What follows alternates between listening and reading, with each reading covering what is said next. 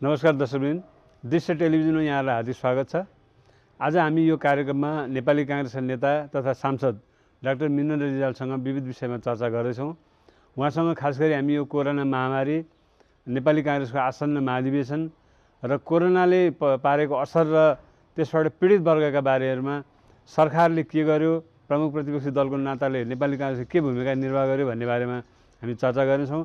र यो विषयमा चर्चा गर्न, कुराकानी गर्न डाक्टर रिजाल हामीसँग हुनुहुन्छ।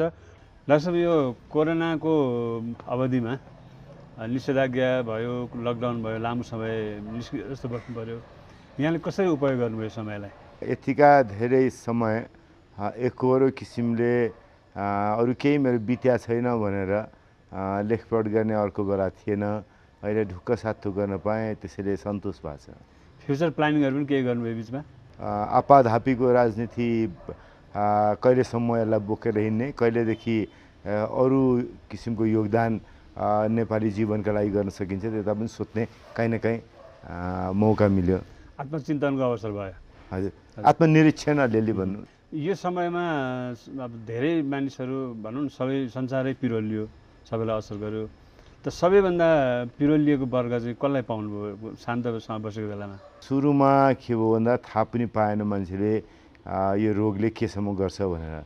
त्यसै हल्लाखल्ला सुनेपछि, रोजगारी नहुने भएपछि, बिहान बेलुकै खानालाई अप्ठ्यारो परेपछि एकदमै काहली लाग्दो जस्तो स्थिति भयो। अनि अर्को, बाहिर रोजगारी सकिन्छ, छुट्छ, नेपाल फर्किनुपर्छ भन्ने भएपछि बाहिर बस्या भाइहरूले फोन गर्न थाल्नुभयो। दाजुभाइहरूले, अझ भाइहरू नै भन्नु पऱ्यो, मेरो दाजु त कति बाँकी हुनु होला र बाहिर विदेशमा रोजगारी गर्ने। उहाँहरूमा चिन्ता थुप्रो देखेँ मैले, चिन्ता थियो। त्यो चिन्ताबाट अहिलेसम्म मुक्त हुने अवस्था चाहिँ सृजना भएन। काठमाडौँ अथवा देशभित्र जो सडकमै धेरै समय बिताउने वर्ग छ नि ठुलो सङ्ख्यामा, उनीहरूको रोजीरोटी गुम्यो र विकल्पमा दुई छाक टार्ने पनि कुनै विकल्प थिएन। त्यो वर्गलाई सरकारले पनि हेरेन र अरू कसैले पनि हेरेन भन्ने एउटा गुनासो आइरह्यो नि सधैँ, अहिले पनि आइरहेछ। सुरुको बेलामा अलिकति पालिकाहरू मार्फत, वडाहरू मार्फत गर्ने काम भयो होला। मैले भन्नुहोस् आफ्नो निर्वाचन क्षेत्रको अलिकति बढी जानकारी र त्यहाँ सुरुमा चाहिँ धेरै लामो समय पनि जाँदैन होला र जुन किसिमको राहत दिन सकिन्छ दिने भन्ने खालको तदारुकता अलिक बढी देखिया थियो। पछि त त्यो तदारुकता पनि घट्दै गयो अनि झन्झन बढी मान्छेलाई चिन्ता भयो। सुरुमा सङ्ख्या चाहिँ अलिक ठुलो सङ्ख्यामा लिस्ट तयार भएको थियो, पछि त्यसलाई घटाउने र पक्षपात नहुने किसिमले काम भयो सुरुमा। अब अहिले चाहिँ त्यसलाई निरन्तरता दिने ठाउँमा सरकार छैन कि भन्ने चिन्ताले गर्दा गाह्रो भएको छ। यही समस्या चाहिँ देशका अरू भूभागमा हुन्छन् र सहरी क्षेत्रमा सबभन्दा बढी छन् नि त। यहाँले एउटा राष्ट्रिय नेताको रूपमा अरूको समस्या पनि हेर्नुभयो होला पक्कै पनि, केही त्यस्तो उपाय खोज्ने काम भयो? भएन। वास्तवमा मैले अब सरकारसँग कुरा गर्दाखेरि पनि के भने भन्दा अहिले बजेटको बेलामा 4-5 महिनाको लागि मात्रै पुग्ने बजेट गरौँ, कोरोनालाई मात्रै ध्यानमा दिएर गरौँ, अहिले राहत इत्यादिको त्यस पछाडि मात्रै फुल फ्लेजेड बजेट लिएर आउनु होला भन्दा सरकारलाई मनाउन सकिएन। एउटा सङ्कल्प प्रस्ताव संसदबाट पारित गरौँ, त्यो चाहिँ राष्ट्रिय सङ्कल्प हुन्छ, सत्ता विपक्ष हुन्न। त्यस पछाडि अनि बजेट चाहिँ ल्याइयो भने जाति हुन्छ भनेर भनेको थिएँ, उहाँहरू मान्नु भएन। त्यतिखेर धेरै ठुलो समस्या हुन्न जस्तो उहाँहरूलाई लाग्यो। रेगुलर प्रक्रियाबाटै हिँडा जसरी गर्नु हो। सानो व्यवसाय गरेको वर्ग, जसले एउटा सटरमा दोकान गरेको थियो होला, पसल गरेको थियो होला, त्यो वर्ग र नाम्लो नै बोकेर ठेलेर खाने वर्ग जो ठुलो सङ्ख्यामा छ, उनीहरूलाई आज पनि त्यो समस्याले छोड्या देखिँदैन।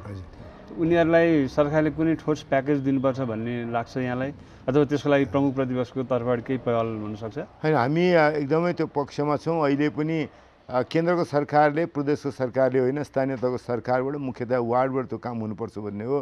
र व्यवसायी अथवा गैर व्यवसायी भनेर हेर्ने भन्दा पनि हामीले एउटा कुरा ध्यानमा के राख्नुपर्ने हुन्छ भने हामी कहाँ असाध्यै धेरै ठुलो सङ्ख्यामा अनौपचारिक क्षेत्रमा काम गर्ने हुनुहुन्छ अथवा कुनै पनि रोजगारी नभएको मानिसहरू थुप्रै हुनुहुन्छ। त्यसैले त्यो ठाउँमा चाहिँ कसरी सहयोग पुर्याउन सकिन्छ भन्ने चाहिँ केन्द्रबाट गर्न सकिन्न।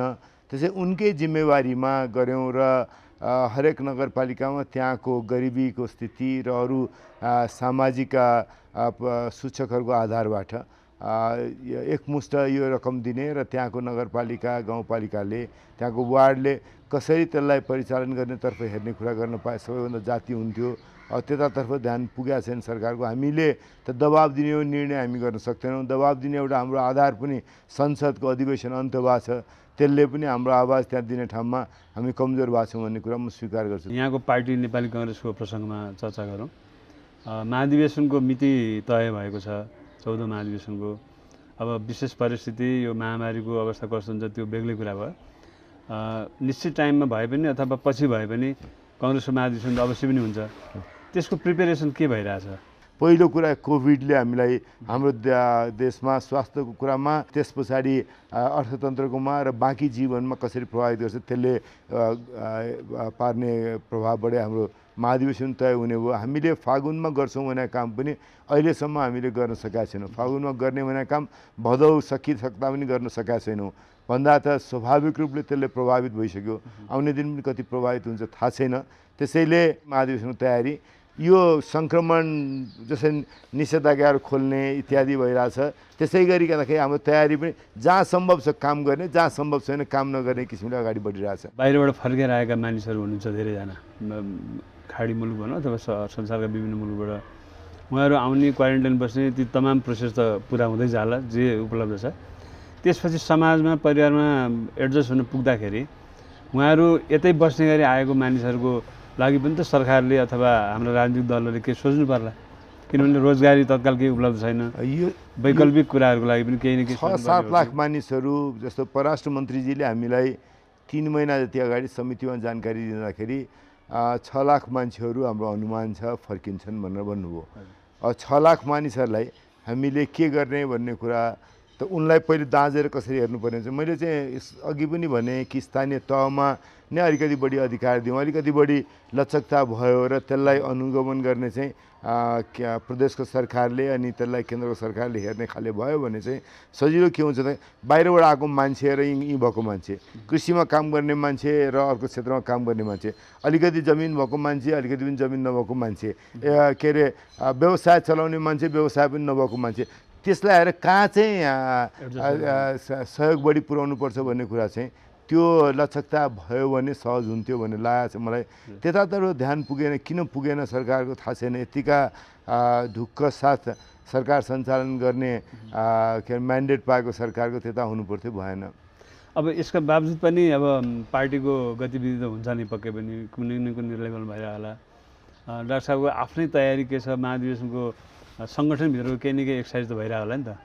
धेरै ठुलो तयारी छैन। मैले तपाईँलाई इमान्दार रूपले भन्छु, साथीभाइहरूसँग फोनमा कुरा हुने, अलिअलि जुम मिटिङ हुने। जुम मिटिङको पनि अब के हुन थाल्यो भन्दाखेरि फरक फरक ठाउँको जुम मिटिङ हुँदा त्यही मानिसहरू जम्मा हुने खालको जुम मिटिङहरू बढी हुन थाल्यो। दोहोरो संवाद पनि त्यही खालको, मुख्यतया माथिका मान्छेले बोल्ने, तलको मान्छेले सुन्ने खालको मिटिङ हुन थाल्यो। त्यो चाहिँ हाम्रो सभाहरू, आम सभाहरू भए जस्तो खाले हुन थाल्यो।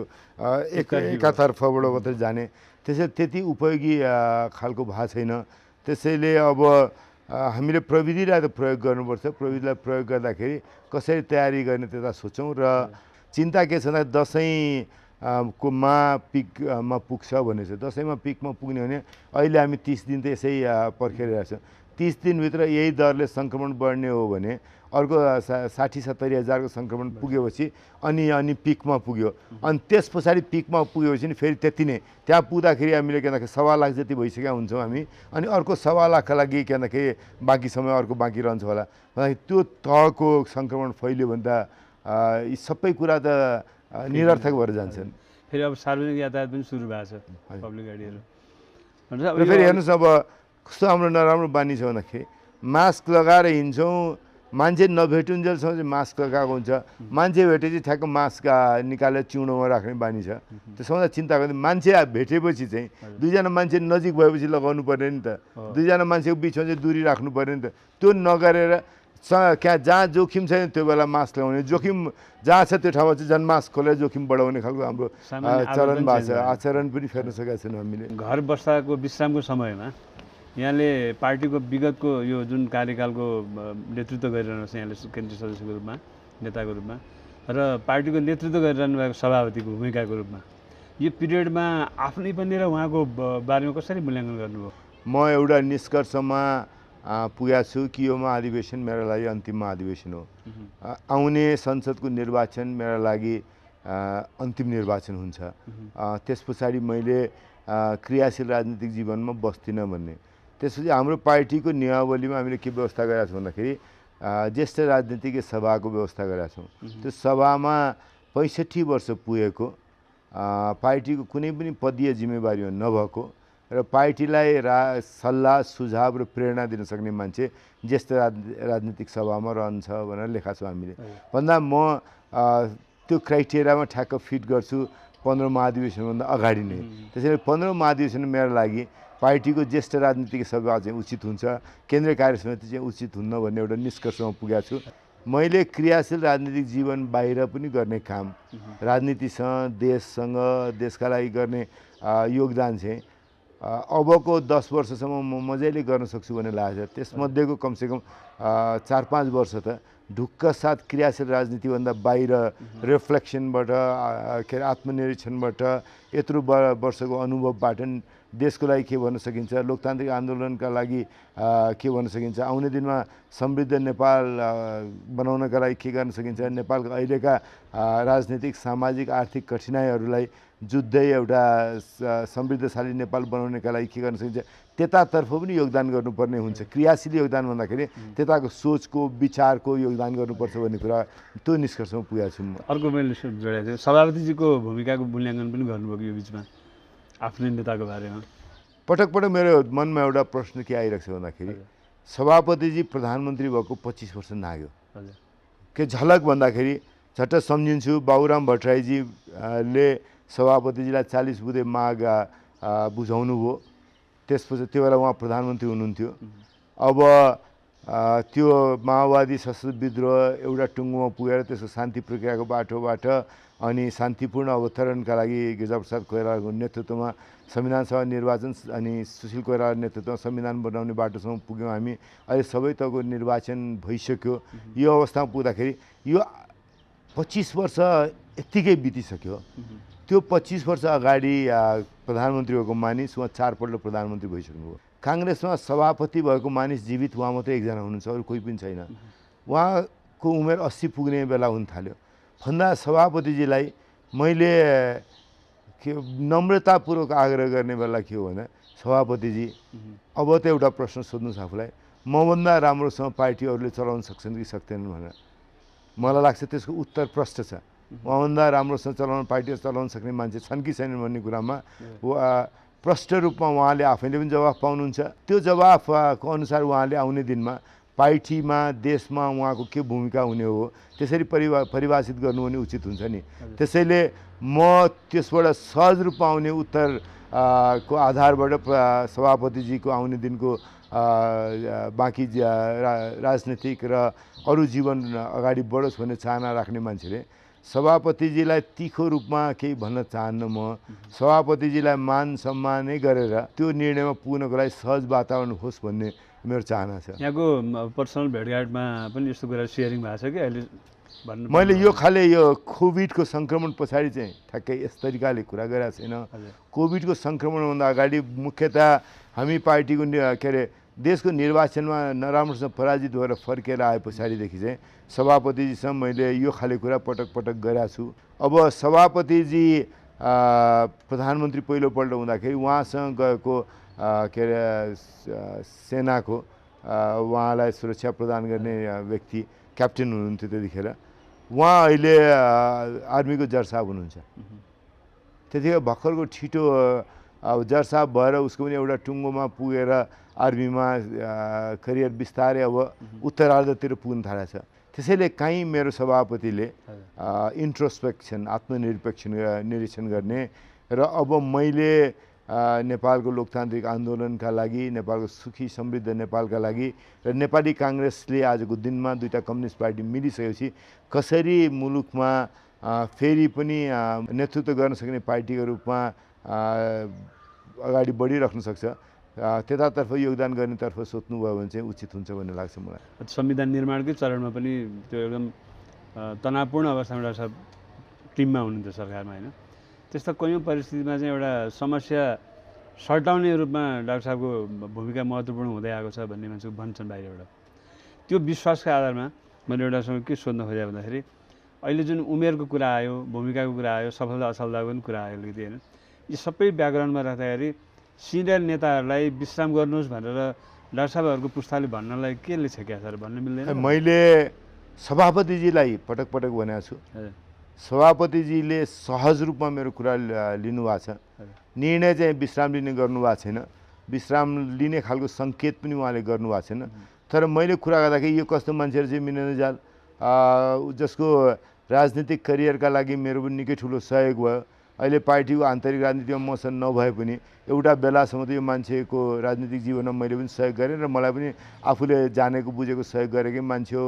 अनि अहिले आएर मलाई के अरे विश्राम लिनुहोस् भन्छ भनेर उहाँले तिक्तता कहिले व्यक्त गर्नुभएको छैन। महाधिवेशनमा जाँदै गर्दाखेरि 62-63 को आन्दोलनदेखि आजका मितिसम्म राज्य सञ्चालन, राज्य संरचनापूर्ण विभिन्न घटनाहरू भए, विभिन्न निर्णयहरू भए, जननिर्वाचित संस्थाहरू बनेका छन् तलदेखि माथिसम्म होइन। यो सबै परिस्थितिको मूल्याङ्कन गर्ने, समीक्षा गर्ने र अनि अलिकति नयाँ किसिमको प्रोग्राम बनाउने के सोच्नुपर्छ कि के छ अहिले? मलाई के लागिरहेको छ भने भित्रदेखि हामीले सङ्घीय लोकतान्त्रिक गणतन्त्र बनायौँ। किन सङ्घीय लोकतान्त्रिक गणतन्त्र बनायौँ भन्दाखेरि हाम्रो राज्यको काम गर्न सक्ने क्षमता थिएन, त्यसैले सरकार काठमाडौँमा बसेको सरकारले दूरदराजको गाउँको काम गर्न सकेन, सामान्य मान्छेको काम गर्न सकेन। हामी सरकारलाई गाउँघरसम्म बनायौँ, एउटा सङ्घीयतामा गयौँ, बलियो स्थानीय तह प्रदेश इत्यादि बनाएको छौँ। त्यस्तै हामीले राज्य बलियो मात्रै भएर पुग्दैन, समाज बलियो चाहिन्छ भन्दाखेरि विधिको शासनको कुरा गर्दाखेरि नियम कानुनभन्दा बाहिरबाट चल्दैन, व्यक्तिले चलाउँदैन, विधिले चलाउँछ, कानुन मान्ने परिस्थिति निर्माण गर्नुपर्छ भन्ने हिसाबबाट अगाडि बढ्यो। लोकतान्त्रिक उत्तरदायित्व कुरा गर्दाखेरि मूलतः जनतासँग, प्रेससँग, आम नागरिकसँग सरकारको उत्तरदायित्व हुनुपर्छ भने यी तिनटै चिजमा एउटा खालको चुनौती के देखिएको छ भने अहिलेको सरकारको बारेमा गर्दाखेरि काम गर्न सक्ने क्षमता देखिएन।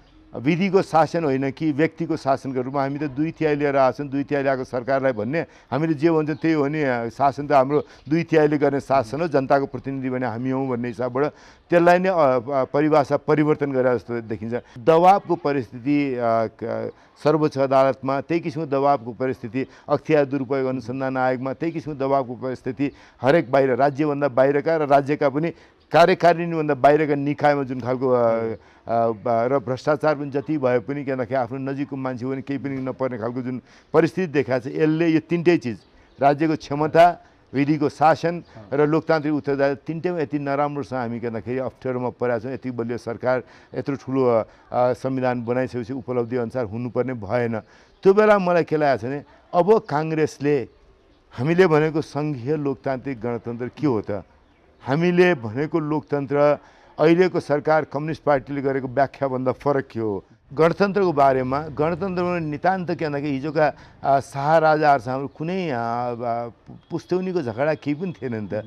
शाहराजाहरूलाई बिदा गरेको भनेको त्यो संस्थाको चरित्र फेरिन्छ भनेर हो नि त। त्यो संस्था चाहिँ जनताले पत्या जस्तो नागरिकको संस्था हुन्छ, ठालुको, एरिस्टोक्राट्सको, कुलिनहरूको, नोबलहरूको संस्था हुँदैन। त्यहाँबाट देख्दैनन् जनताले दुध भात खान पाएको छ कि छैन भने थाहा पाउने मान्छेले, जनताको घरमा चुलो बलाएको छ कि छैन भने थाहा पाउने मान्छे, आम नागरिकको मान्छे त्यो संस्थाको प्रतिनिधि भएर बस्छ, त्यसै त्यो संस्था चल्छ भनेर भने त्यो खाले हामीले आफूले पनि आर्टिकुलेट गर्न सकेका छैनौँ अनि काङ्ग्रेसले आफ्नो कथा आफैले बोल्न सकेका छैन। सङ्घीय लोकतान्त्रिक गणतन्त्र नयाँ बनाएको संविधान, त्यसको व्याख्या के हो, लोकतान्त्रिक मूल्य र मान्यतामा आधारित समाजवाद भनेको के हो, हामीले आफ्नो व्याख्या नगर्दाखेरि एकातर्फ कम्युनिस्टहरूले कम्युनिस्टको जस्तो व्याख्या गरेर संविधानको के छ भने अर्कोतर्फ हिजोका दक्षिणपन्थीहरू जसको अर्डर चाहिँ छुट्या छ उनीहरूले चाहिँ पुनरुत्थानवादी व्याख्या गरेर काङ्ग्रेस त्यो हो, काङ्ग्रेसको सिद्धान्त त्यो हो, बिपी छोड्यो के गर्यो भन्ने खालको गर्न थाल्नु भएको छ। यो दुईटाको बिचमा हामी आफ्नो कथा भन्न नसक्ने, अरूले भिराइदिएको कथा चाहिँ बोकेर हामी अलमलमा परे जस्तो भएको छ। किनभने जतिवटा परिवर्तन गरे पनि आखिरी मूल कुरो त हुनु रहन्छ, शासनको शैली त्यस्तै अझ फरक खालको भनेपछि जनतालाई चाहिँ त्यो मार्जिनलाइज उसमा बसेको एउटा नागरिकलाई राज्यले हेर्दैन, चिन्दैन, उसको दुःखमा साथमा हुँदैन भनेपछि यो परिवर्तनको के अर्थ रहेछ भन्ने त एउटा निराशा त गयो नि त। त्यसको एड्रेस चाहिँ कसले गर्ने त? कोभिडले त हामी के हुँ देखाएको छ नि त होइन। यतिका मानिसहरू अब मनोसामाजिक समस्याका कुराहरू अहिले आउन थाल्यो, मान्छेले आफै के आत्महत्या गर्न थाल्यो, परिवार जनलाई खुवाउन नसकेपछि अब यहाँबाट उम्किनु भन्दा त्यहाँबाट हाम फालेर मर्नु जाति हुन्छ भनेर अथवा झुन्डिएर पासो लागेर मर्न जाति हुन्छ भनेर गर्न थाले त्यो ठाउँसम्म पुग्दाखेरि त त्यसका लागि हिजो गाउँघरमा सिंहदरबार ल्याउँछु भन्दा हाम्रो नारा त काम लागेन नि त। गाउँघरमा उसको घरमा सिंहदरबार पुगेन। हाम्रो होल यो संविधान बनायौँ, संविधान बनाएको हाम्रो के थिएन कि हिजोको राज्य संयन्त्र खोटो भयो। हामीले के भन्दाखेरि व्यक्तिको कारणले मात्रै होइन कि राजतन्त्रको सट्टा गणतन्त्र, एकात्मक राज्य सत्ताको सट्टा सङ्घीयता, लोकतन्त्र अझ बढी लोकतन्त्र सबै उदात्त भावले बिपीले भन्ने गर्नुहुन्थ्यो मैले भने स्वतन्त्रता चाहिँ स्वच्छन्दताको सीमा छिचोल्ने खाले भने हामीले त्यो खाले पूर्ण प्रेस स्वतन्त्रता भन्यौँ। त्यस पछाडि के भन्दाखेरि अरू बाँकी पनि अवयवहरू लोकतन्त्रका के भन्दाखेरि अकाउन्टेबिलिटीका अवयवहरू हामीले राखेका छौँ। यो राखिसकेपछि त त्यो बाटोमा हिँड्नुपर्ने हो नि त। व्यक्ति मात्रै फेरि होइन क्या। यो ज्ञानेन्द्रको ठाउँमा के अरे केपी शर्मा ओली अथवा ज्ञानेन्द्रको ठाउँमा अर्को कोही मान्छे ल्याउने अथवा हामीहरूको सट्टामा भन्नुहोस् न काङ्ग्रेस मन परेन भने शेरबहादुर देउवाको ठाउँमा केपी शर्मा ओली त भाउ होइन होला नि त। उनीहरू बियोन्ड जनताको इमेजिनेसन, जनताको आशा त त्यो खाले थियो नि त। त्यो पुरा नहुँदाखेरि दोष चाहिँ निराशा चाहिँ कम्युनिस्ट सरकारको दोष, जनताको निराशा कम्युनिस्ट सरकारप्रति, त्यसको जोखिममा हामीले 4 पुस्ताले दुःख गरेर बनाएको संविधान र लोकतन्त्र पर्ला कि अब नेपाल झन्डै एउटा बलियो घरको जग बनाइसकेपछि अब समृद्धिको यात्रामा अगाडि जाने बेला फेरि त्यो जगै भथाभुङ्ग पारेर हिँड्ने अवस्थामा जाला कि भन्ने चिन्ता छ। हामीहरूलाई चाहिँ अवसर आछ 6743वटा वार्डमा पहिले काङ्ग्रेसको अधिवेशन हुन्छ। त्यो 6743वटा वार्डमा यो सबै अनुभवहरूलाई राखेर अब कस्तो काङ्ग्रेस बनाउने, देशले खोजेको काङ्ग्रेस कस्तो हो, देशले खोजेको काङ्ग्रेसको नेतृत्व के हो र देशले खोजेको काङ्ग्रेसले अब यो संविधान यो व्यवस्था भएपछि अब कस्तो नीति खोज्या हो, आर्थिक विकासका लागि, सामाजिक सद्भावका लागि र हामीले बनाउँछु भने समाजका लागि चाहिने कस्तो हुनुपर्छ भन्ने कुराको लागि चाहिँ एउटा बलियो संवाद गर्ने बाटो बनाएको जस्तो लाग्छ। त्यसैले नेतृत्वको कुरा त छँदै त, तर सँगसँगै काङ्ग्रेसलाई फेरि पुनरुत्थान गर्नको लागि, पुनर्जागरणको लागि काङ्ग्रेसमा के भन्दाखेरि अब हिजोका नेताहरूले हाँकेको काङ्ग्रेसलाई अब भोलिको काङ्ग्रेस कसरी बनाउने एउटा खुला र उदात्त भावले छलफल गर्ने अवसरका रूपमा उपयोग गर्न चाहन्छौँ।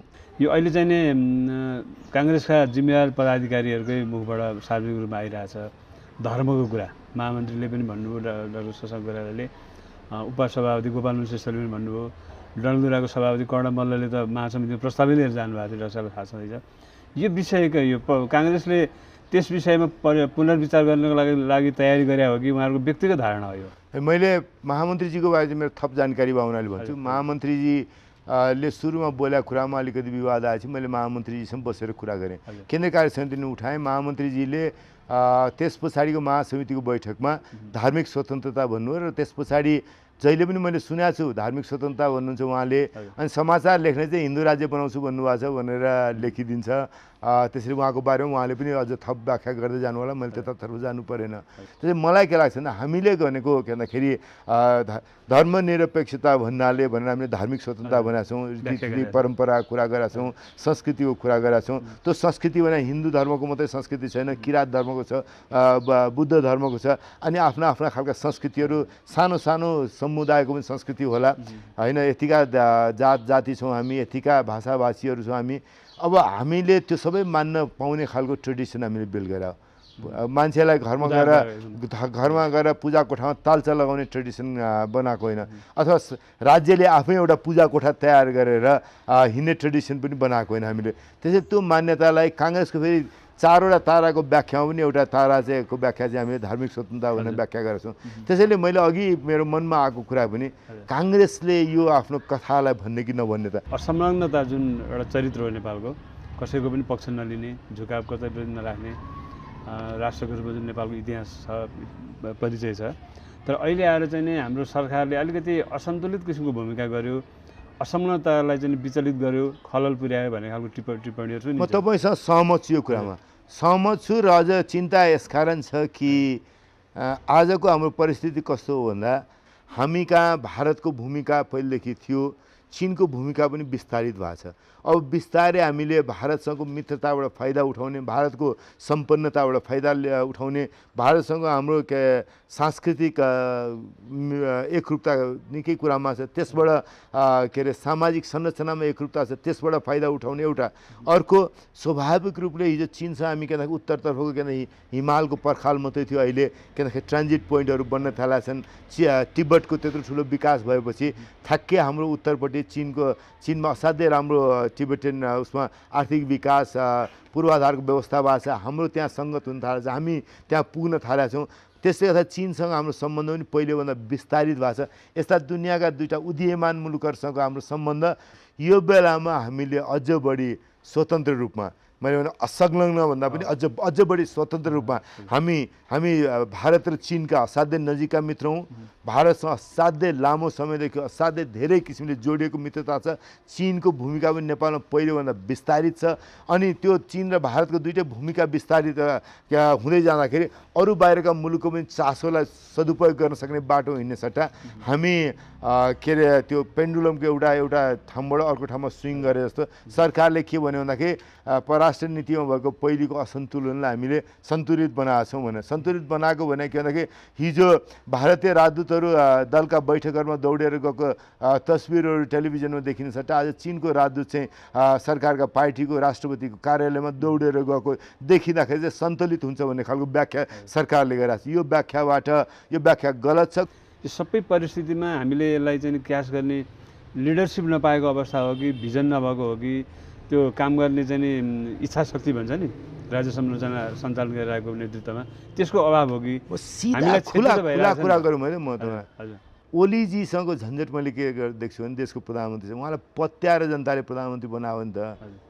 उहाँकै नाममा चुनाव जिताएको कम्युनिस्ट पार्टीले उहाँले सरकार दिनुहुन्छ, समृद्धिको बाटोमा लिएर जानुहुन्छ, नेपालीको आत्मसम्मान राख्नुहुन्छ भनेर उहाँले के भन्दाखेरि एउटा बलियो देशभक्त नेता हो, समृद्धिको के अरे चाहना छ, केही उहाँसँग बाटाहरू पनि देख्नु भएको छ भनेर बनाएको नेता आजको दिनमा केही काम गर्न नसकेपछि अनि निराशा त जनतालाई छ। अनि उहाँ चाहिँ के भन्दाखेरि सेल्फ राइचियस के भन्दाखेरि म सबै ठिक गरिरहेको छु, मभन्दा अर्को ज्ञानी मान्छे कोही पनि छैन, मैले देखेको सत्य केही मान्छेहरूले त्यो सत्यलाई बदल्न खोजिरहेको छन्, त्यो कुरा जनताको आँखामा छारो हाल्न थालेछन् भनेर झन्झन बढी के अर्को लोकको मान्छे जस्तो गरेर अनि उहाँसँग असहमत हुने मान्छेप्रति अझ बढी असहिष्णु भएर प्रधानमन्त्री प्रस्तुत हुन थाल्नुहुन्छ।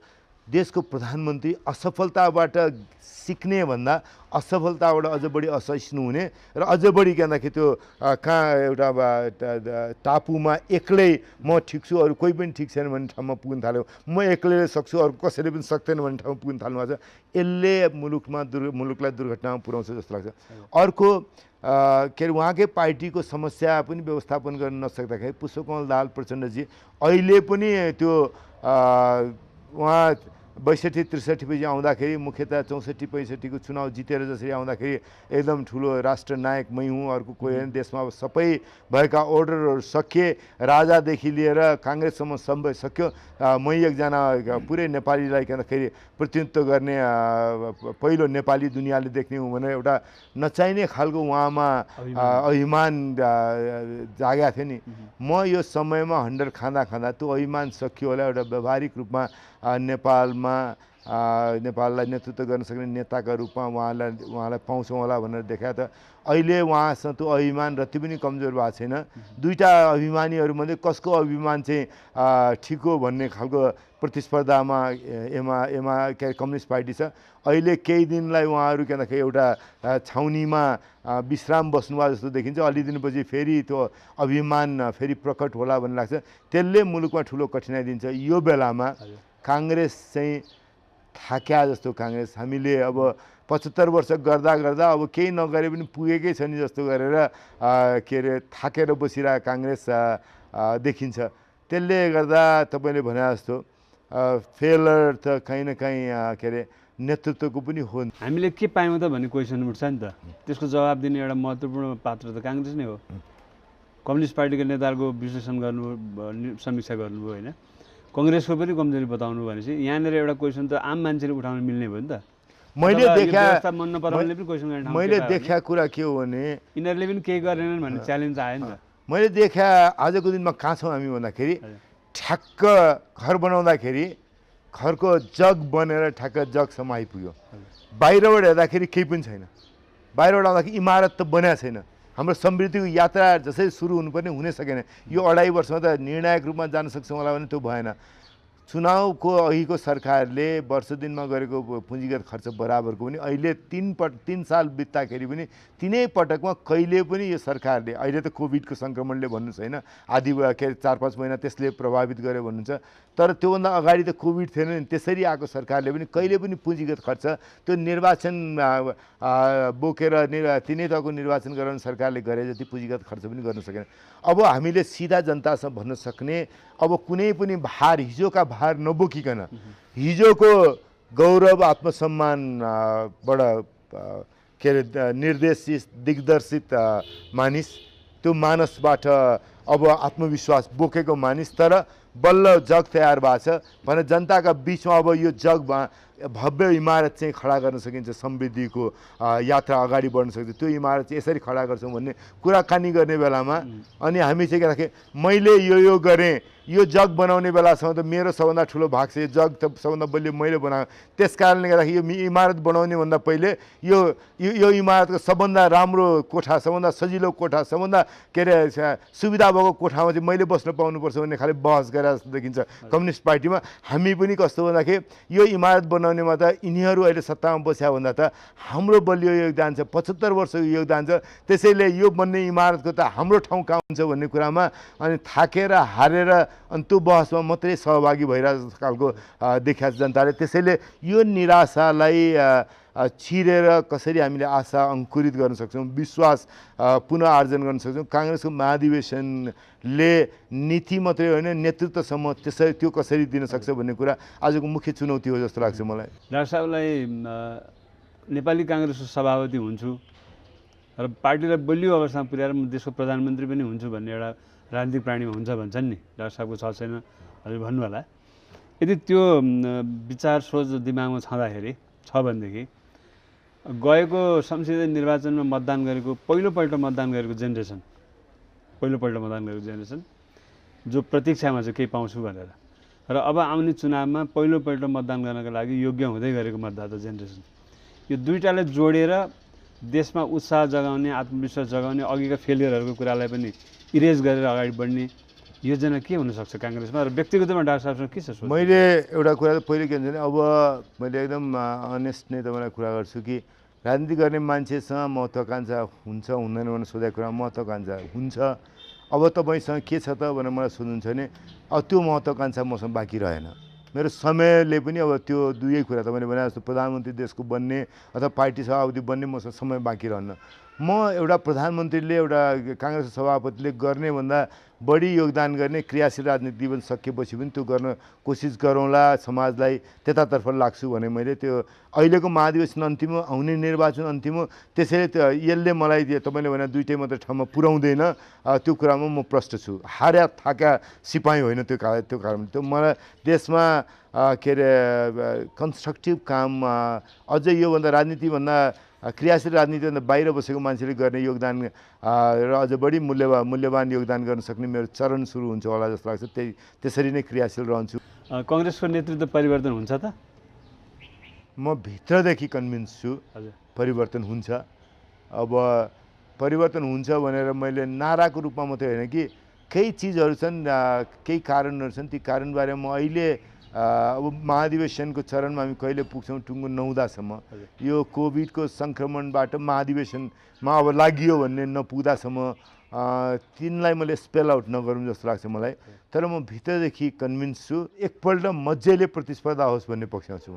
सभापतिका पनि 5-6 जना उम्मेदवार हुनुभयो, महामन्त्रीका 10-12 जना उम्मेदवार हुनु, उपसभापतिका 10-12 जना उम्मेदवार हुनु भने राजनीति छोड्नै नचाहनेलाई पनि निर्वाचनमा हारेपछि त सम्मानजनक रूपमा साथीहरूले भने अब विश्राम लिनुपर्छ भन्नका लागि सहज वातावरण हुन्छ नि। त्यसरी मेरो अहिले काङ्ग्रेसका लागि सहज के होला जस्तो लाग्छ न, थुप्रै मान्छे सभापति महामन्त्री उपसभापतिका लागि 25-26 जना यो 3टा पदका लागि लड्नुभयो र 5 जना जित्नुभयो, 22-23 जना मान्छे यसबाट के अरे पराजय भयो भने उहाँले सहज रूपमा क्रियाशील राजनीतिक जीवन छोडेर या त 65 पुगेको छ भने ज्येष्ठ राजनीतिक सभामा बसेर पार्टीलाई सहयोग गर्ने, 65 पुगेको छैन भने अरू खालको जीवनबाट क्रियाशील राजनीतिभन्दा बाहिरको जीवनबाट पार्टीलाई, लोकतन्त्रलाई, देशलाई, देश विकासलाई सहयोग गर्नेतर्फ सोच्नुपर्ने हुन्छ जस्तो लाग्छ मलाई। अहिले पार्टी सभापति बाहेकको अरू सबै पदका लागि हामीभन्दा पछिको पुस्ता तयार भइसकेको छ। पार्टी सभापति हामीका सहज रूपमा 40 वर्ष भर्खर पुगेदेखि 80 वर्ष पुग्न थालेका मान्छेसँग 40 वर्षको उमेरको अन्तराल भएका मानिसहरू केन्द्रीय नेतृत्वमा उभिन सक्ने खालको काङ्ग्रेस छन्। यतिका थुप्रो नेताहरू भएको पार्टी र यतिका ठुलो नेताहरूको बिचमा उमेरको पनि अन्तराल 40 वर्ष जति झन्डेको अन्तराल भएको बेलामा अहिले चाहिँ स्वाभाविक रूपमा उहाँहरू चाहिँ पहिलो 1 नम्बर नेतृत्वभन्दा 2 नम्बर 3 नम्बर नेतृत्वमा चाहिँ उहाँहरूको दावा स्वाभाविक हुन्छ कि जस्तो मलाई लाग्छ। होइन उहाँहरूले अब एकैपल्ट त्यहाँ पुर्याउनु भयो भने त मैले पनि छेउमा बसेर भोलि आफू राजनीतिबाट विश्राम लिँदै गर्दा उहाँहरूलाई के भन्दाखेरि कसरी सहयोग गर्न सक्छु त्यतातर्फ नै काम गर्छु। र बाँकी पार्लियामेन्टको 2.5 वर्ष त्यहाँ युवा जितेर आउनु सभापति र भोलि प्रधानमन्त्री हुने बाटोमा कोही युवा लाग्नु, मभन्दा निकै कान्छो लाग्नु भने उहाँलाई कसरी मैले अर्को 2.5 वर्ष सहयोग गर्न सक्छु। त्यस पछाडि पार्टीको राजनीतिबाट पनि सन्यास र संसदीय राजनीतिबाट विश्राम लिनका लागि सहज रूपमा आफ्ना लागि पनि तयारी गर्छु मैले। यिनै बुढालाई छोडेर जानु पर्यो भने के हुन्छ? काङ्ग्रेसमा त्यो देखिन्छ। मैले हेर्नुहोस् 12 वर्ष अगाडि अस्ति नै एउटा लेखेँ पनि मैले, आजभन्दा 12 वर्ष अगाडि 60 वर्ष पुगेपछि सबै रिटायर गर्नुपर्छ भनेर लेखेँ। म आज त्यो ठाउँबाट नागेँ, म आफै रिटायर गर्न तयार छैन। मैले अहिले हेर्दाखेरि चाहिँ एउटा आधार के पाएँ भन्दा ज्येष्ठ राजनीतिक सभामा हामीले 65 वर्ष भनेको छु। आजको दिनमा म ज्येष्ठ राजनीतिक सभाको लागि क्वालिफाई गर्दिनँ। म ज्येष्ठ राजनीतिक सभाको लागि क्वालिफाई 15औं महाधिवेशन अगाडि नै गरिसक्छु। त्यसैले मैले ज्येष्ठ राजनीतिक सभाको सदस्य बन्नका लागि मेरो योग्यता पुग्ने दिनमा चाहिँ क्रियाशील राजनीति गर्नु हुँदैन भन्ने निष्कर्षमा म पुगेको छु। धेरै विषयमा यहाँले प्रकाश पारिदिनु भयो। हाम्रो दर्शकहरूलाई धेरै सूचनाहरू, रोचक कुराहरू यहाँले बताइदिनु भयो, समय दिनुभयो, यसका लागि धेरै धेरै धन्यवाद छ। स्नेह साथ मलाई यो अवसर दिनुभयो, त्यसका लागि हार्दिक आभार व्यक्त गर्दछु।